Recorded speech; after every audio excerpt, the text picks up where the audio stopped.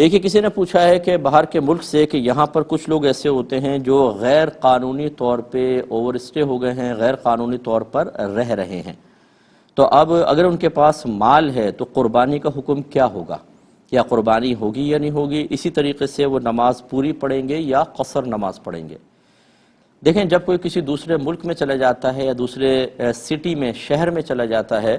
اور وہ اس کا وطن اصلی وغیرہ نہ ہو اور 15 دن یا اس سے زیادہ ٹھہرنے کی نیت کنفرم کر لے تو پھر وہ مقیم ہو جاتا ہے۔ اب اگر اس کے پاس مال ہے تو قربانی بھی واجب ہوگی، اور اگر نماز ادا کرے گا انفرادی طور پہ جیسے ادا کر رہا ہے، کیونکہ جماعت میں تو پوری نماز پڑھتے ہیں چاہے مسافر و مقیم ہوں، لیکن جب الگ نماز پڑھے گا تو وہ پوری نماز پڑھے گا، قصر نہیں پڑھے گا۔ لیکن اگر کوئی 15 دن یا اس سے کم ٹھہرنے کی نیت کرتا ہے تو پھر وہ شرعی لحاظ سے مسافر ہوتا ہے۔ یا ایسی صورتحال ہے کہ آپ کو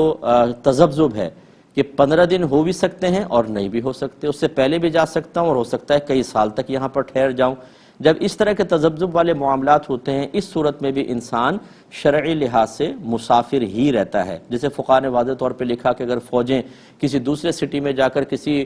قلعے وغیرہ کا محاصرہ کر لیں تو اب وہ لوگ شرعی طور پہ مسافر ہی کہلائیں گے، چاہے کئی سال تک محاصرہ جاری رہے، کیونکہ عین ممکن ہے کہ کل قلعہ فتح ہو جائے تو محاصرہ ختم، واپس چلے جائیں گے، اور ہو سکتا ہے کہ یہ دن بڑھتے چلے جائیں۔ تو خلاصے کلام یہ کہ اس تفصیل کے بعد کہ وہ شرعی لحاظ سے مسافر ہیں، غیر قانونی ان کا رہنا غلط ہے، ان کو چاہیے کہ وہ اپنے آپ کو قانون کے حوالے کر کے ملک میں آئیں۔ اس طرح وہاں رہنا غیر قانونی ہوگا، پھر وہ غیر قانونی طور پہ جابز وغیرہ کرتے ہیں، یہ سب غیر قانونی ہے اور گناہ کے کام ہے، کیونکہ قانون کے مطابق جو مطلب انسان چلتا ہے، چاہے وہ شرعی قانون نہ ہو لیکن شریعت سے ٹکراتا بھی نہ ہو تو اس کو فالو کرنا واجب ہے، اور اس کا ترک شدید قسم کا گناہ ہے۔ ہمارے باہر رہنے والے بہت سے لوگ، ان کو لگتا ہے کہ جیسے یہ جنت میں آ گئے ہیں اور جنت سے ہمیں نہ نکالو، چاہے ہمیں کرپشن کرنی پڑے، ہمیں جھوٹ بولنا پڑے، بیویوں کو جھوٹی طلاقیں دینی پڑیں، چاہے اور کوئی فراڈ کرنا پڑے، پتہ نہیں باہر کے ملک میں رہنے کا کیا ان کو اتنا شوق ہے اور کون سی نعمت ان کو حاصل ہو رہی ہے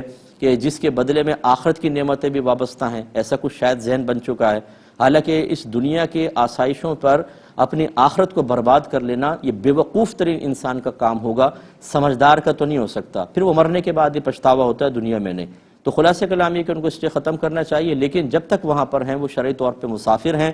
اگر مال ہے بھی تو قربانی واجب نہیں، اور اکیلے نماز پڑھیں گے تو نماز قصر ادا کرنی ہوگی۔